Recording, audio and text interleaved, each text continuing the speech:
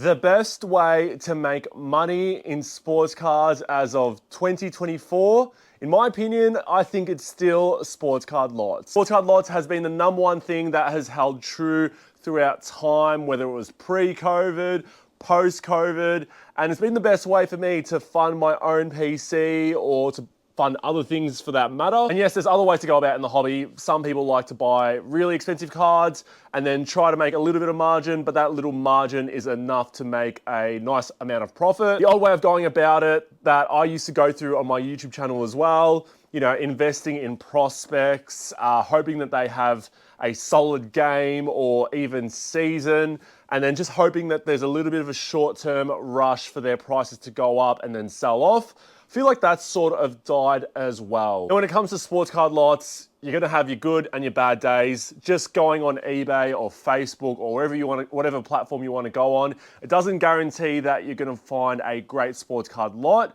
You're gonna have a great eye when it comes to it, and I think a basic, you know, probably more an above average amount of knowledge when it comes to sports cards in general to find a great lot. And why are sports card lots really good? Because most of the time people are quite lazy when it comes to listing their sports cards. They're not going to do it individually.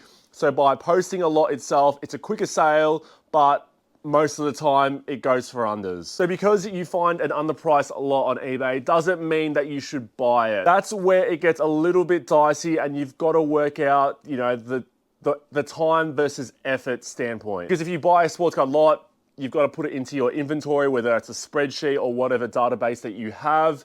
You've got to organize it into individual listings, whether that's eBay or Facebook or whatever platform that you want to sell on. And then again, it's trying to find a buyer. So it's not always guaranteed. And I'll run through a few situations where I think it's, you know, you shouldn't go after the sports card lot, or you should. For example, you might find a lot at $100 and there's like 30 cards in it. You think when you calculate the actual lot itself, it's valued at $150, but there's no one standout card. And that's where there's a lot of effort going into it. You've got to list 30 individual cards. Is it worth it to get to that $150 profit, or sorry, that $50 profit? Probably not. Again, for some people who do this as a full-time job, it might be, but for me, I've got a separate full-time job. This for me is a part-time job or a side hustle really. But if you're coming home from work and then you're wanting to deal with this stuff, this will take you hours and hours to do, and that's not what you want to be doing. Now, if you contrast that to a small card lot, again, we use the same example, going from $100 to $150, but there's only 3 cards in that lot itself. Way less effort than 30 cards, and that's a lot that I would more than likely be trying to buy up myself. So this lot I'm about to show you guys is my example of a bad lot. It was actually a bit of an impulse purchase. I think I paid $450 for it. There's around 120 autographs in this itself, so you're looking at around $4 per card. But the thing is, shipping it back from America, you got to think about the weight it does add. So it probably adds like another $100 in terms of the shipping itself. But yeah, this is just a lot of effort to move in my opinion. And it was a very impulsive sort of eBay auction purchase. So all autos, like I said, just things, you know, players that aren't really big names at all. Some players, I think most of them aren't even in the NBA. There are a couple of nice players and cards in this lot itself. You know, Derek Williams. I mean, there hasn't really been a nice player so far.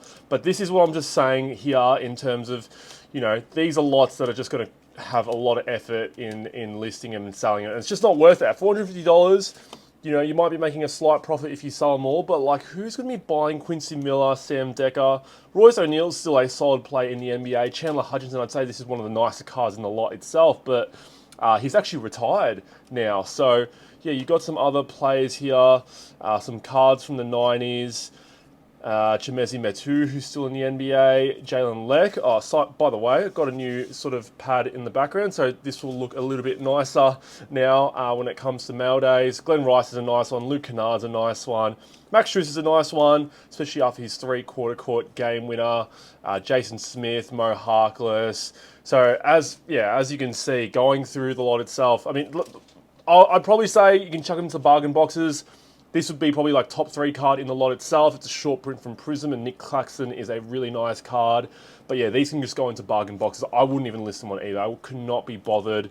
Kevon Looney's not a bad one there. So DeAndre Bembry.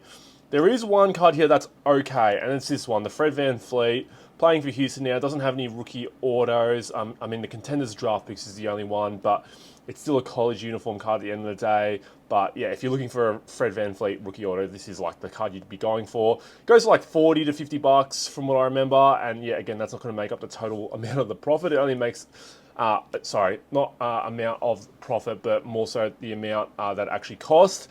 But yeah, this only makes up 1/9 of it. So there you go, Tyler Kavanaugh. I mean, do I really need to show it all? You kind of get the gist of this lot itself. I'm not going to show every card, but I just grabbed a few that I had out sort of next to me. But yeah, nothing really here that stands out. And yeah, this is an example of a bad lot. Jordan Clarkson, actually not a bad one. All right, so let's go through some good examples of lots. So I got this nice little Spectra / numbered lot on eBay. This one was $15.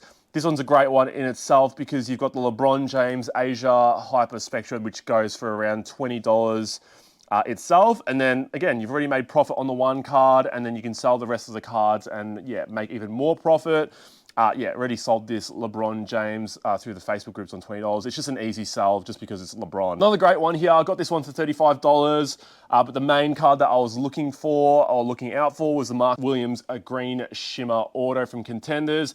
These are a short print. I think I ended up selling that for $100, so making, you know, like 3 times my money off the one card sale. And then you've got, you know, a few other nice cards, a Mark Williams Gold Leaf Auto, a couple Joe Harris Select Autos, and then a Moses Moody Optic Auto, and then a couple others there. But yeah, just making profit on the one card there. And then this is another great one, a Jimmy Butler lot that I saw. This one was more so bad in terms of the listing photo itself. So this photo itself was the very first photo they used. When you look at it, you see a bunch of Jimmy Butler cards, but if you don't have a great eye, you won't see on the top left that there's actually a Jimmy Butler rookie auto there. At the time of me purchasing it, the auto itself was like double the listing cost. So it was $90, the auto was $180.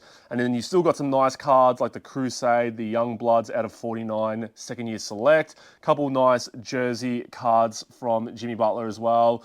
And then, yeah, some parallels from Prism itself. So another lot here that I purchased for $100.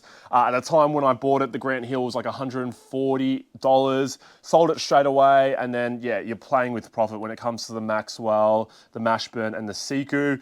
Siku ended up selling for like $5. The Maxwell got like 20 to 30-ish, and the Mashburn was like another $20 as well. So doubling your money there quite easily. And then apologies to the Americans here, but we have a nice little AFL lot here that I got for $950. You know, this one's more effort, but I know it can move very easily. We're looking at the Will Ashcrofts, the gold and the copper signatures. Aaron Cadman also does very well here. And then on the second page as well, you got Jesse Motlop on the top there, the gold signature. Mitch Owens in the middle, on the bottom, copper, and then Nasiah Wangani-Malira. You have Jai Amiss, Sam Darcy. All these players just move very well in terms of on Australia on the eBay. But yeah, just moving quite easily with these cards. I know it was more effort, but I knew I could make up the value of the actual lot quite easily. So I did just want to finish off with like a bit of a seller's perspective. Some people might be thinking, why would I sell a lot to someone else at like 70% percentage or value of the lot itself when I can just sell it myself and get 100% of the actual value? And I think it's a fair question, but if you really wanted to, you can just do it yourself. Again, just think of the time and effort you're going to put in yourself to individualize all the listings. And then you also have to think about all the fees involved. So even though you want to get 100% of the sale, if you're selling it on eBay, you're already losing 13% there. So again, you got to think about where you're selling it. eBay has those fees. You're selling it to someone else, you can obviously get, you know, all the fees or everything like that. There's also a good thing about selling at a percentage, in my opinion, in that if you're selling your cards really quickly, you're getting your money instantly. Sometimes when you individualize all your listings and you're waiting for that right buyer, the market in itself can just go down. So you're losing money in itself. And it's happened to me before where I had a chance to get a certain price for 2 cards that I was selling off. I held off, and then the market just went down, and then it ended up, what I ended up wanting and what the actual person offered me was already way above what it was going for at the moment. So that's the risk you're running at if you're trying to wait in terms of selling your cards. In terms of what percentage is right when you're trying to sell your lots, you know, people might say 50, 60, 70, 80, or 90% of comps. it's really hard to determine that value. If we tried to argue about that value itself, we'd be arguing until the end of time. So I think at the end of the day, go by feel, and in terms of, you know, if you tried to sell the lot yourself, how much effort you'd have to put in. I hope you guys enjoyed that video. I mean, you know, in terms of making money on sports cards, it has sort of died down compared to where it was 2 or 3 years ago, but there are still some great opportunities out there if you're willing to put in some of the effort there. If you appreciate the tips that I gave out, leave a like and also comment down below, and also hit subscribe if you aren't already. And yeah, guys, I'll see you all in future videos. Take care.